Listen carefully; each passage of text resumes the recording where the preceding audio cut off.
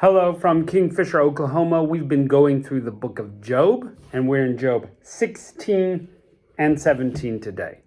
So far, it's been a little bit of a interesting back and forth in the book of Job.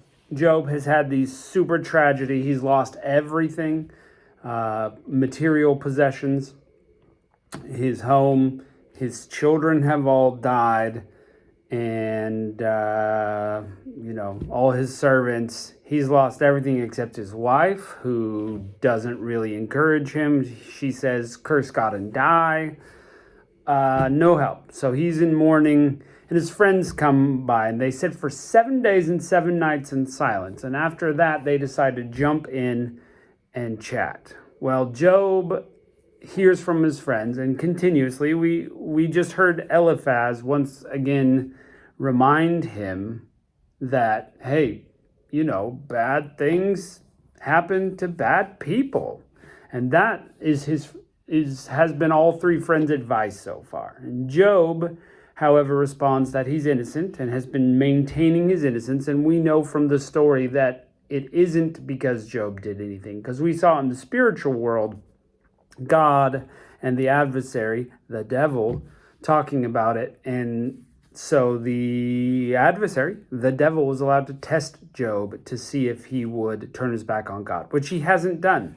But in the meantime, he's in sorrow. He's in pain.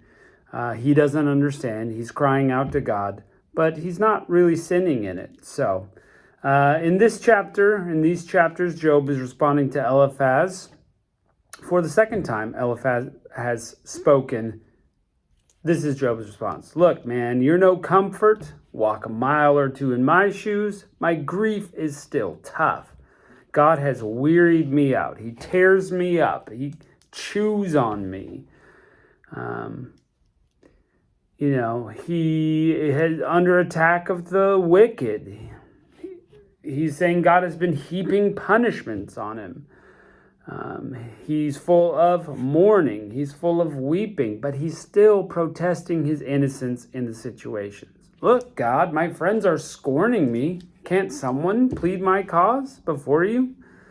He moves on in chapter 17 to say, the grave is ready for me. And Job keeps reminding us how ready for the grave he is, because he just wants the pain to be over.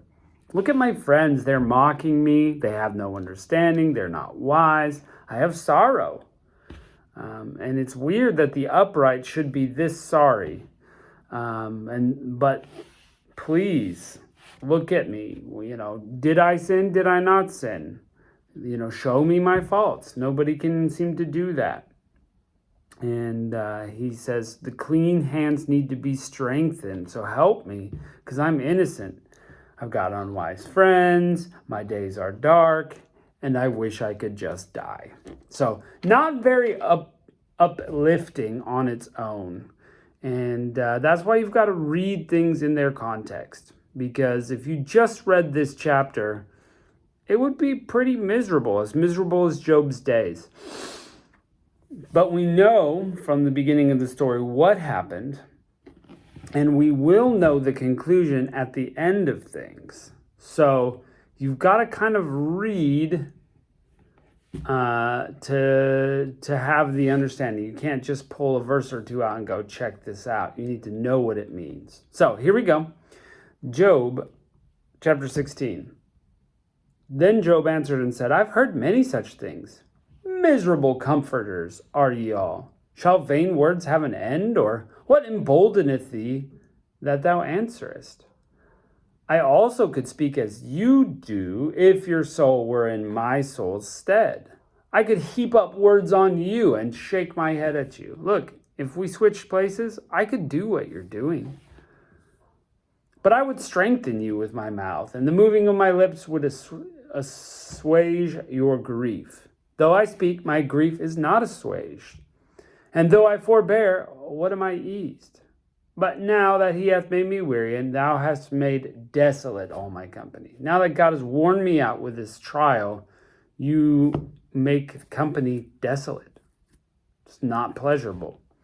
And thou hast filled me with wrinkles, which is a witness against me, and my leanness rising up in me beareth witness to my face. Look, I'm wasting away to nothing.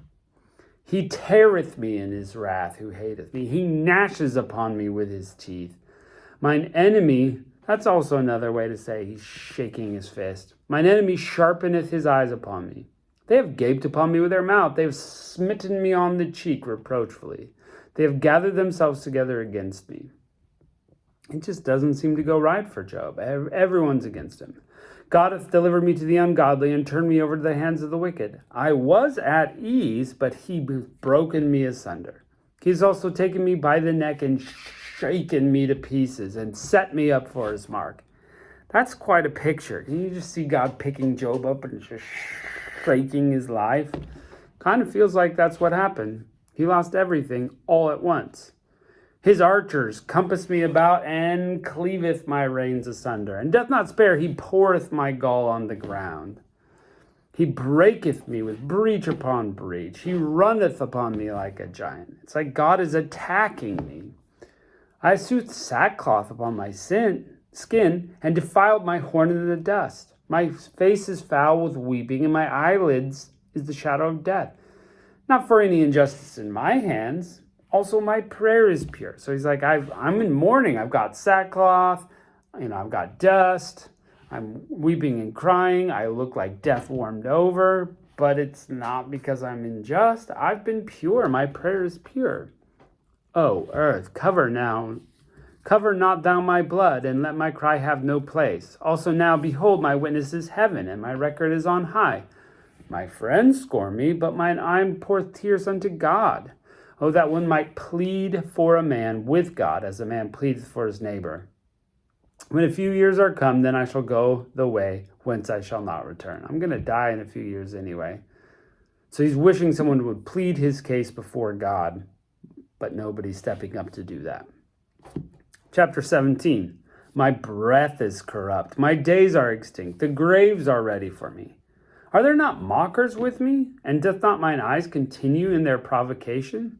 Look, I keep seeing them provoke me to anger. They're mocking me.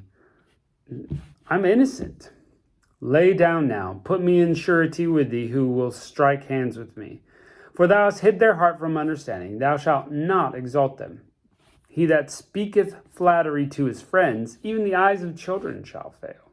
He hath made me a byword of the people. Aforetime I was a tabret, something joyful like an instrument. But now he's a byword. Oh, that old Job. Everything went downhill for him. Mine eye is dim by reason of sorrow, and all my members are as a shadow. I'm just worn out. Upright men will be astonied or astonished at this, and the innocent shall stir himself up against the hypocrite. The righteous shall also hold his way, and he that hath clean hands shall be stronger and stronger. So why is that not true for me? But as for you all, do ye return, and come now, for I cannot find one wise man among you. My days are past, my purposes are broken off, even the thoughts of my heart. He's just a broken man.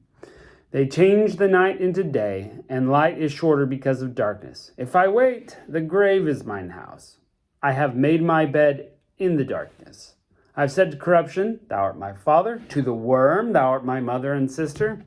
Death, death, death. And where is my hope? As for my hope, who shall see it? They shall go down to the bars of the pit when our rest is together in the dust. I don't know what else to say. This man is weeping. He's angry. He's been through a rough thing. If that's you, turn to God. That's what Job is doing. He will get the answer eventually. Sometimes we have to go through some tough times. Sometimes our timing is not God's timing. We want the situation fixed now. But the thing is here, never, so far, we've never seen Job sin in his expression of his feelings to God. He's still turning to God. And when we were going through Kings and Chronicles, and the kings would always turn away from God and serve false gods in their life. And that's what they got in trouble for. So Job's not doing that. He's bringing it to the right places, sitting it in the lap of God and saying, help me here. Why is this happening? Help me understand. So hopefully you can take some of that hope that we're allowed to do that. Take that grief to God and see how it goes. So anyway, join us when we plunge into chapter 18 tomorrow. So thanks for coming in. We'll catch you next time.